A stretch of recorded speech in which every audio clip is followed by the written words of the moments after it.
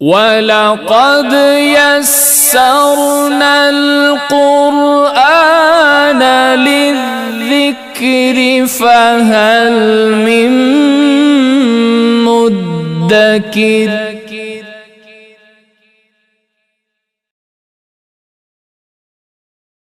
بسم اللہ الرحمن الرحیم۔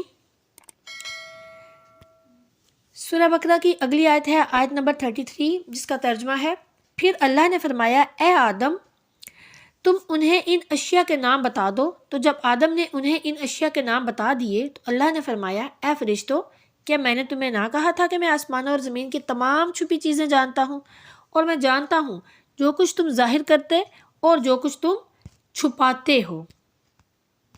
اب یہاں پر دیکھیے جو پچھلی آیت ہے اس میں فرشتوں کو اپنا عجز تو معلوم ہو گیا، لیکن حضرت آدم علیہ السلام کے کمال کا پتہ نہ لگا، اور ان کی خلافت ان کے کمال ہی کی وجہ سے تو تھی۔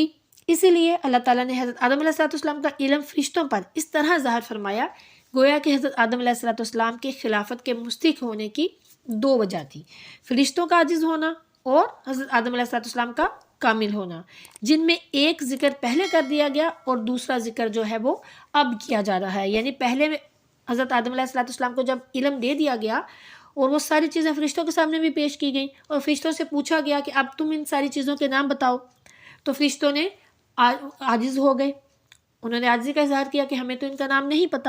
اور اب یہاں پر حضرت آدم علیہ السلام ان کو کہا گیا کہ ان ساری چیزوں کے نام بتا دو، انہوں نے سارے چیزوں کے نام بتا دیے۔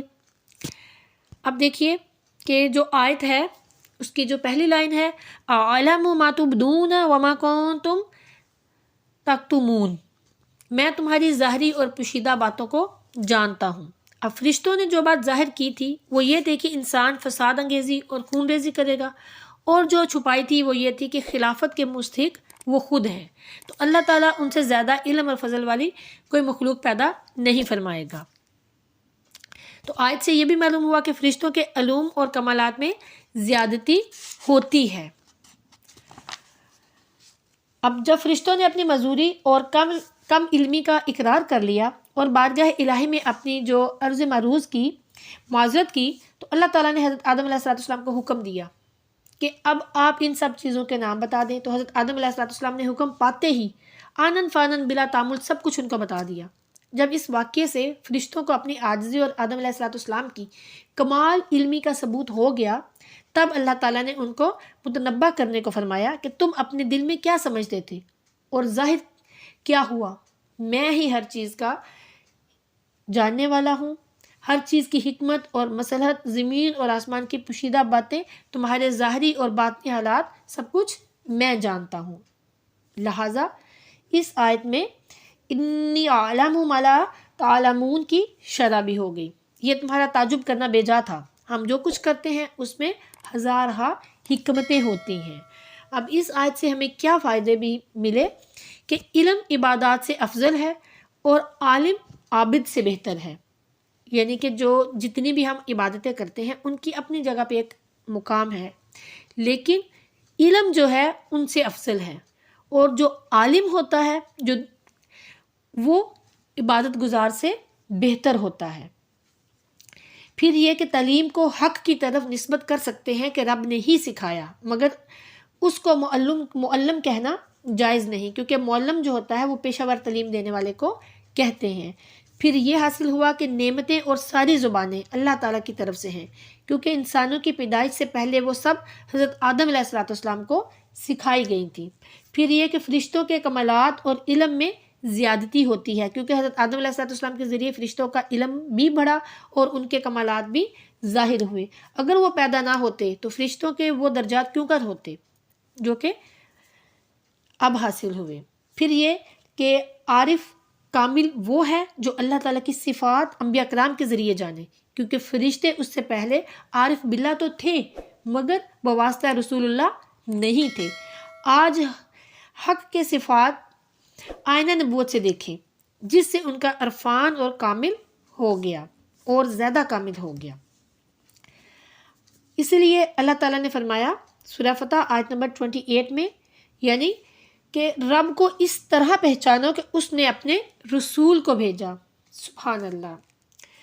پھر یہ فائدہ حاصل ہوا کہ بظاہر معلوم ہوتا ہے کہ فرشتوں کے ذریعے انبیاء کرام علیہ السلام کو علم ملتا ہے. بظاہر یہ ہوتا ہے کیونکہ وحی اور کتاب فرشتے لے کر آتے ہیں، مگر حقیقت میں نبی کے ذریعے فرشتوں کو علم ملا، جیسا کہ اس آیت سے معلوم ہوا. اب نبی کے پاس جو وحی آئے گی وہ ان کے علم میں پہلے سے ہوگی. اس وحی سے یا تو ان کا علم ظاہر ہوگا یا ان کا ظہور اور زیان دور ہوگا.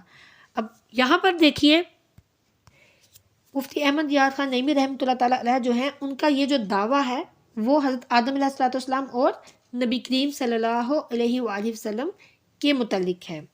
پھر ہمیں یہ فائدہ ملا کہ حضرات انبیاء کرام رب کی طرف سے مالک اور مختار ہوتے ہیں، کہ اللہ تعالیٰ جو بھی جس کو دیتا ہے وہ ان کے ذریعے سے، جیسے کہ دیکھیے حضرت آدم علیہ السلام کو اللہ تعالیٰ نے علم بلا واسطہ عطا فرمایا، لیکن فرشتوں کو حضرت آدم علیہ السلام کے ذریعے، حالانکہ وہ اس پر بھی قادر تھا کہ فرشتوں کو سب کچھ خود ہی بتا دے، مگر اللہ تعالیٰ نے ایسا نہیں کیا.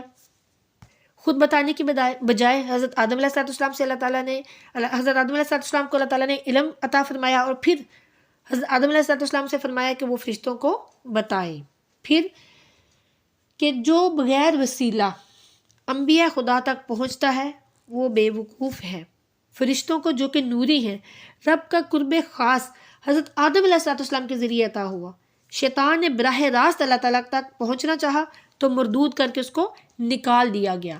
آج بھی شیاطین جب آسمان پر جانا چاہتے ہیں تو ان کو شہاب سے مار دیا جاتا ہے، شہاب ثاقب، کیونکہ وہ مدینے والے راستے کو چھوڑ کر براہ راست جانا چاہتے ہیں. اور بعض صحابہ کرام کی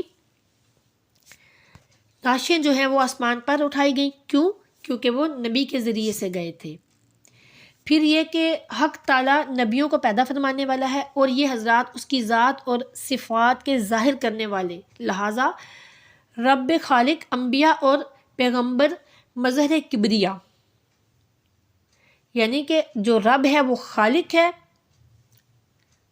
انبیاء ہے، اور پیغمبر مظہر کبریا، کیونکہ اللہ تعالیٰ نے آدم علیہ السلام کے علوم دکھا کر اپنی شان علمی کا خطبہ ارشاد فرمایا تھا.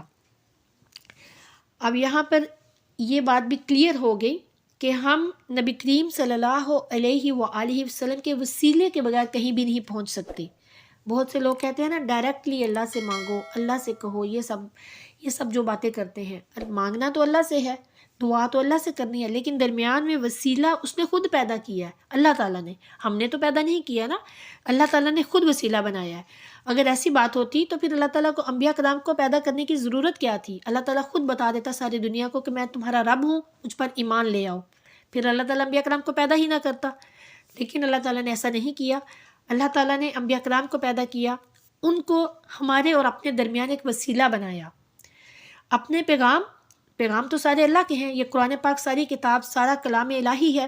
تو اللہ تعالیٰ نے سارا کلام فرشتوں کے ذریعے انبیاء علیہ السلام پر اور انبیاء علیہ السلام کے ذریعے ہم تک پہنچایا. تو درمیان میں اللہ تعالیٰ نے حضرات انبیاء کرام کو وسیلہ بنایا. تو ہم کیوں انبیاء کرام علیہ السلام کے وسیلے کو جھٹلائیں اور چھوڑیں؟ ہم بھی جب اللہ تعالیٰ سے دعا کریں تو انبیاء کرام علیہ السلام کے وسیلے سے کریں. ہم اپنے پیارے نبی صلی اللہ علیہ وسلم کے وسیلے سے دعا کرنا بالکل جائز ہے. ٹھیک ہے؟ تو آپ جب بھی دعا کریں نبی کریم صلی اللہ علیہ وسلم کے وسیلے سے کریں، کیونکہ یہ وسیلہ اللہ کا پیدا کیا ہوا ہے. اللہ تعالیٰ ہمیں ہدایت عطا فرمائے، ایمان عطا فرمائے، ایمان اور ہدایت پر استقامت عطا فرمائے. آمین ثم آمین. اور گمراہوں سے اور مردودوں سے بچائے.